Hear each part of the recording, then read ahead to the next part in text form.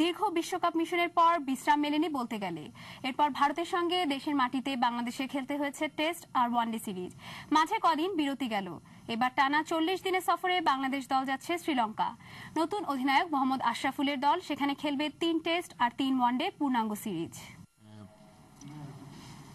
Mohammad Ashraful captain, Mashrafe বিন Murtaza vice captain, Habibul Bashar, Javed Omar, Mehrab Hossain, Shahriar Nafiz, Rajin সালে, সাকিব আল হাসান, খালেদ মাসুদ, শাহাদ হোসেন রাজীব, সৈয়দ রাসেল, মোহাম্মদ রফিক, আব্দুর রাজাক, মোহাম্মদ শরীফ, মুশফিকুর রহিম।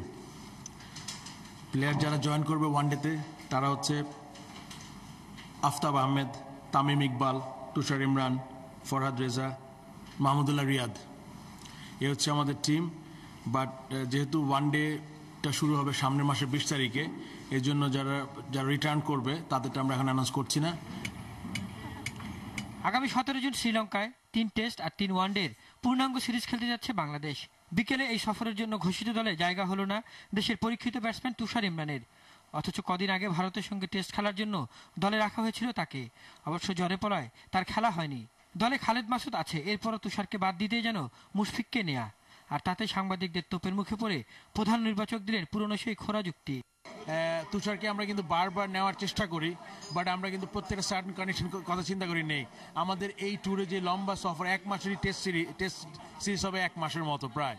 তো ওখানে আমরা চিন্তা করেছি যে আমাদের একটা ব্যাকআপ উইকেট কিপার থাকলে ভালো টিমের মধ্যে, যে অলরেডি ব্যাটসম্যান হিসাবে টিমে খেলেছে, যে আমরা তাকে 2টা টেস্ট খেলিয়েছি শুধুমাত্র পিওর ব্যাটসম্যান হিসাবে, যখন খালেদ মাসুদ কিপিং করেছে ইংল্যান্ডের এগেনস্টে একটা, শ্রীলঙ্কার এগেনস্টে একটা। তো আমার মনে হয় যে ওই দিকে বিবেচনা করে আমরা তুষারের আগে মুশফিক রহিমকে বিবেচনা করেছি আগে। দলে বোলিং বৈচিত্র্য আনতে একজন জেনুইন অফ স্পিনারের সন্ধানে ছিল বিসিবি।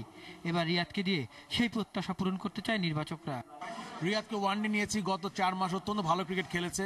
এর মধ্যে কয়েকটা কোয়ালিটি ট্যুর করেছে বাংলাদেশে।